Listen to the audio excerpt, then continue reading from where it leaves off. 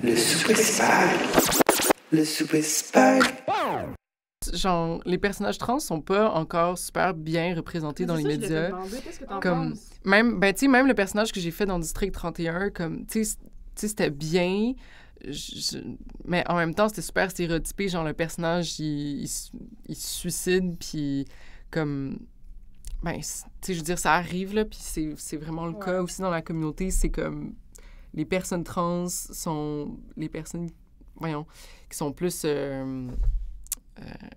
voyons, victimes de suicide puis d'intimidation. Puis, tu sais, le taux de suicide est vraiment élevé, c'est ça que je veux dire, dans la communauté trans. Puis, c'est sûr que c'était quelque chose à représenter, mais en même temps, c'est quelque chose de super stéréotypé de tuer...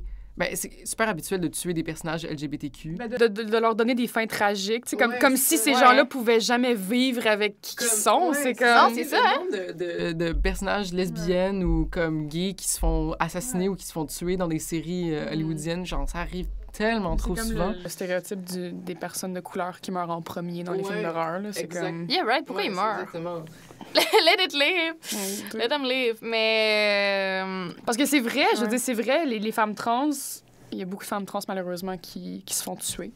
Ouais. Puis ça, c'est extrêmement tragique et dramatique. Mais ce n'est pas la réalité de toutes les personnes trans. Je veux dire, il y en a qui vivent des transitions super puis qui fleurissent de ça. Là. Puis, c'est juste que, tu sais, il faut aussi montrer la diversité puis faire en sorte que, tu sais, tous les queer kids, ils sentent qu'ils ont vraiment un futur puis un avenir. Là, ça arrive de plus en plus, mais tu sais, comme, moi, j'ai juste un exemple en tête en ce moment, c'est Sense8. Je sais pas si vous avez vu. Puis, bon, spoilers, à la fin, les deux filles se marient. La femme trans, puis qui est lesbienne, se marie. Puis, genre, c'est juste... Ça a été la première fois que je me suis dit, OK, genre, ça peut se passer. Ça va peut-être arriver pour moi aussi. Comme si partout autour de toi, ça te dit que les personnes comme toi se suicident ou juste ou meurent ou comme font une transition, mais comme c'est pas super bien accepté, ils passent pas. Puis, tu sais, genre, comme... Ouais, c'est ça. Se prostituent. Mais genre... t'as-tu écouté Sabrina, la sorcière? Non. Parce qu'il y a un personnage trans, OK. puis tout le monde vibe. Tout le monde est comme « Ah, salut Théo, ça va? » Mais c'est ça, tu sais, on a besoin de plus de personnages trans qui sont juste trans, puis que ça soit pas forcé que leur backstory, c'est juste leur transidentité. Ça, puis de voir plusieurs niveaux de transidentité, je veux dire, parce que être trans, c'est pas juste... Tu sais, femme trans ou homme trans, il y a très peu de personnages qui sont non-binaires ou... La non-binarité à l'écran, on l'attend. Mais l'acteur triste... je sais pas, il n'y a pas de mot, comédienne. Il n'y a pas de mot neutre pour dire ça. Là. Je sais pas. En tout cas, la personne qui joue Théo est non-binaire. Théo. Le gars trans dans Sabrina. Ah, OK. On a vu dans Euphoria aussi, il y avait Hunter.